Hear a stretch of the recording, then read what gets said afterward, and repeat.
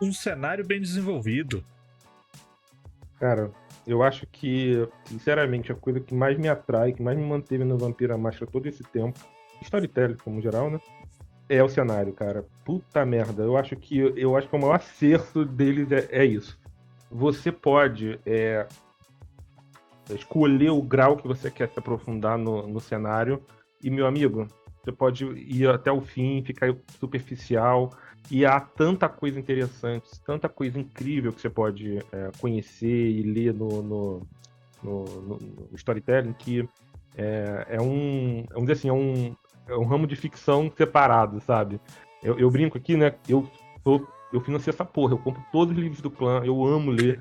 E eu acho que o mais legal de tudo do Vampiro à Máscara é justamente esse narrador não confiável que os livros trazem, né?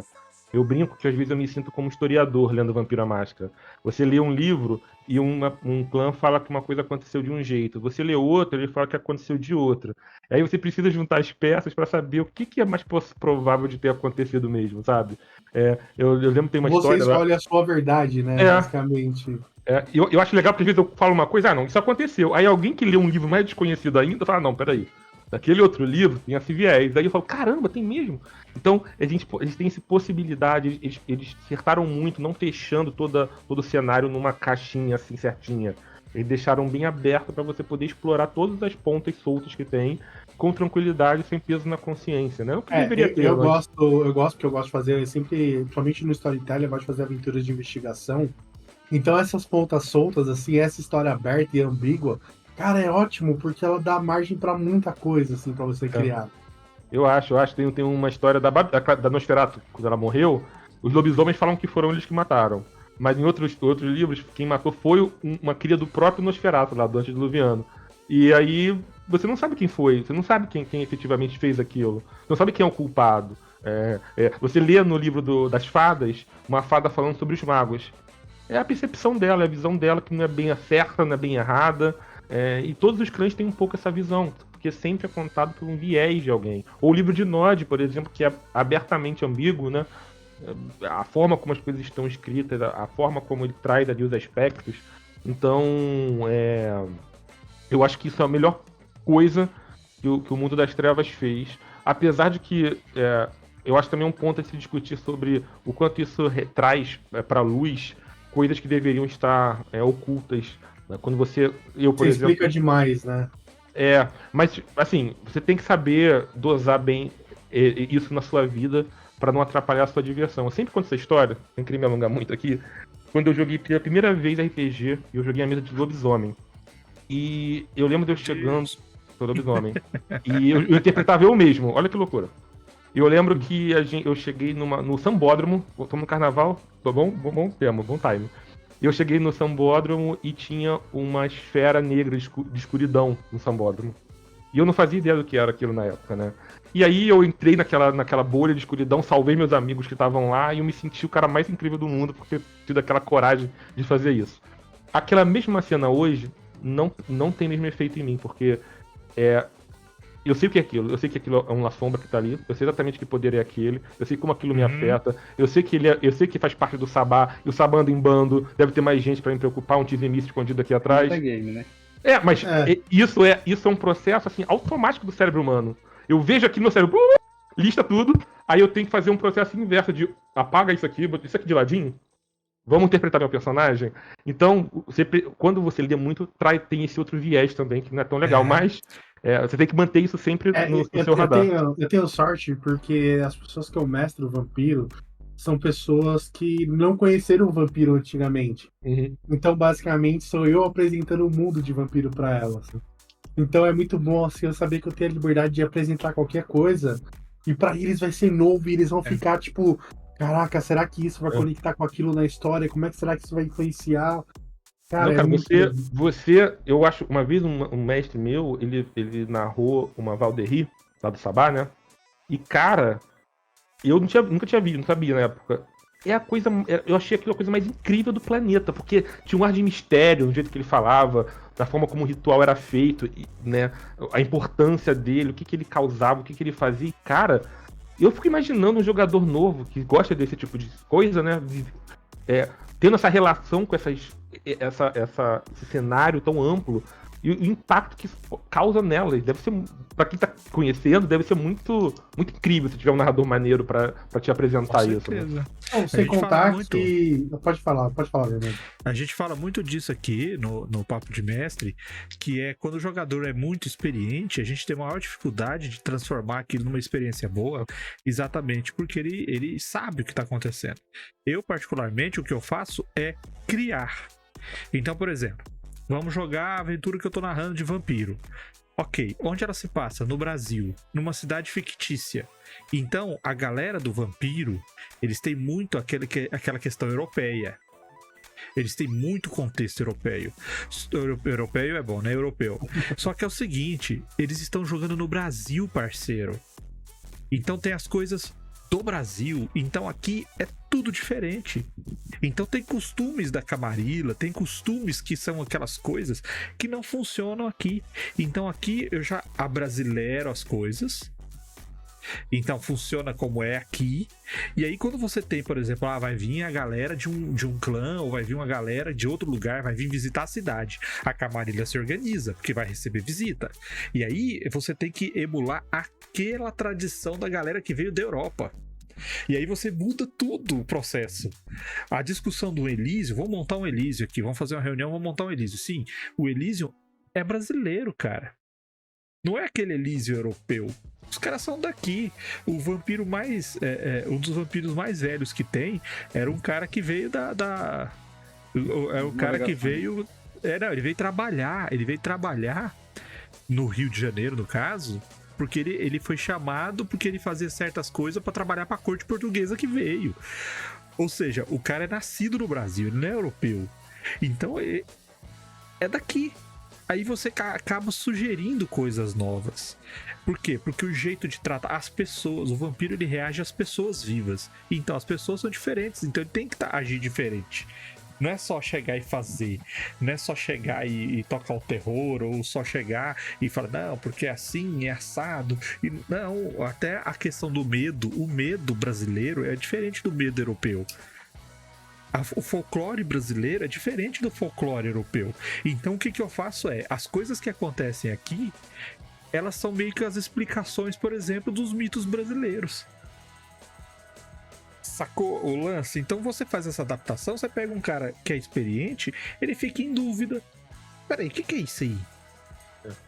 Mas eu acho que isso, falando de novo de como o cenário é legal, eu acho que principalmente trazer para o Brasil tem muito essa vantagem, porque até o próprio cenário trata o Brasil como uma coisa meio misteriosa, assim. Sim, no livro do clã do Nosferatu, especificamente, tem uma cena que os Nosferatus, como a Europa estava toda tomada daqueles anciões antiguíssimos lá, dominando as grandes cidades, eles vêm para o Brasil, para a América do Sul, achando que aqui vai estar tranquilo, espaços para territórios.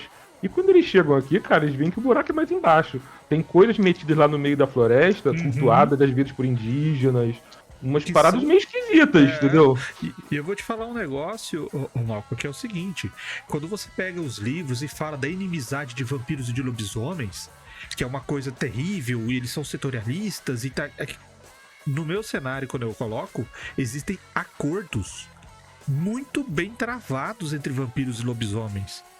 Porque quando você pega as cidades aqui, as cidades e a mata, a parte rural, é muito próximo. Então você tem um conflito direto e não pode virar guerra, porque nem um lado e nem o outro quer essa guerra. Então você tem todo um mecanismo político que você não tá só tratando da Camarilla, mas, cara, essa mata todinha é de lobisomens. E aí, o que a gente faz? Vamos entrar em guerra? Vamos quebrar a máscara? Entrando numa guerra contra eles? E eles vão sair da mata e vir aqui caçar a gente? E quando eles se expõem, o que vai virar deles? Então, por exemplo, na cidade que a gente joga, existe um totem. Que quando um lado ou outro quer conversar, vão até esse totem. E uma vez por ano, o líder dos dois lados se reúne. E aí? De qual que é? Tem alguma pendência pra resolver? O bom do que o Malca tá falando, inclusive, de questão de cenário, é pelo fato de tratar mundo real, né? De certa forma. Igual ele falou, inicialmente foi iniciado em Detroit, depois, normalmente quem joga, ou joga na própria cidade, ou joga na cidade conhecida, joga, vamos jogar Rio de Janeiro, vamos jogar Paris, vamos jogar Detroit.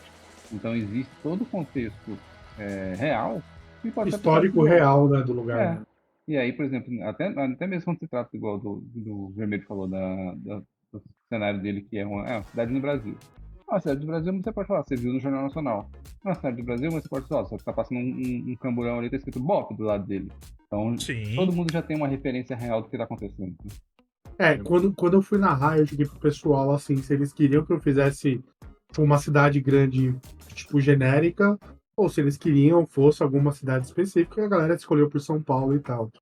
Mas eu acho que o mais legal, principalmente se você tem um grupo que conhece uma cidade bem assim, é você poder conhecer esse local, tipo assim, tá, esse local sempre, essa casa abandonada sempre teve uma lenda. Agora, cara, essa lenda ela pode tipo, ser uma verdade, entendeu? Os personagens eles podem ir lá e pode ter uma aparição lá dentro, pode ter uma história lá dentro. Eu acho que essa questão, quando a gente fala assim, que eu acho que pra mim é o maior diferencial do storytelling, né, do universo do World of Darkness, do D&D, é essa questão do mundo real, cara, porque é basicamente um mundo sobre o mundo, né, World of Darkness, quando você vai ler sobre, ele sempre fala, né, cara, é um mundo real, mas você tá na parte, entre aspas, fantástica do mundo real. Uhum. Agora você vai conhecer o mundo como ele realmente é. Aquilo que é Então, fantasioso, o que é fantasioso e você não acredita porque tá passando no History, na verdade é de verdade. sim, sim, cara. Eu acho, assim, lembro que no manual antigo, do próprio World of Darkness mesmo, que também é um manual que eu espero que eles tragam aí De nessa volta, nova, né? de volta, assim, com essa nova roupagem, era isso, né? Porque você tinha os caçadores, né? Os caçadores caçados, que era basicamente os humanos caçando os vampiros e tudo mais. Mas o que eu gostava do World of Darkness é que era você, tipo, um humano normal, assim, você teve uma experiência com o oculto e, cara, e agora você tá preso nessa, cara, nessa trama de merda, nessa espiral que você descobriu que existem as coisas sobrenaturais e isso agora te afetam, porque a partir do momento que você sabe que isso existe, elas também sabem que você, entre aspas, existe e tudo mais. Então, eu acho que essa temática que tinha no World of Darkness, no livro mesmo, World of Darkness, era muito legal. De você, como humano comum, tipo, como um professor de história, tendo que descobrir, tipo, lutar contra uma aparição, sabe? Tem que descobrir o porquê que aquela aparição tá lá, como é que se derrota uma aparição, quais são as organizações antigas do mundo, quais são essas forças dominadoras do mundo antigo, sabe? Eu acho muito legal isso. Eu acho massa mesmo. Eu acho massa. Eu gosto dessa parte e eu gosto de adaptar bastante. Mas assim, não dá pra adaptar sem ter a base, né? Eu, por conveniência, eu sempre prefiro fazer uma cidade fictícia genérica. Eu também, Porque porque dá por liberdade conveniência, criativa, né? dá uma certa conveniência para nós mestres, né? Mas é legal também você ter, tipo, você falar para os personagens irem para um bar e esse bar realmente existe. E Não tinha é. os movimentos, né, do By Night, né? Tinha São Paulo By Night, Rio de Janeiro By Night, Goiânia By Night. Tinha vários no mundo inteiro que era uma adaptação de cenário pra vampiro, que era só você ir lá e pegar pra sua cidade ou cidade próxima e usar. Mas tem todos os lados, né? Tem o problema de você falar, não, vocês chegaram lá, aí o jogador que conhece a cidade fala, pô, 40 minutos de tal lugar pra tal lugar foi muito rápido, aquela coisa, meu Deus. Mas também tem outro lado que é legal, por exemplo, nesse medo de lobisomem, eu tinha um artefato mágico, como andarilho do asfalto, eu tinha um artefato mágico que era um Rio Card, que é um cartão de ônibus que era infinito. Eu passava quantas vezes eu quisesse no ônibus, era tipo um espírito dentro dele, então era engraçado, legal de poder fazer essas referências, né?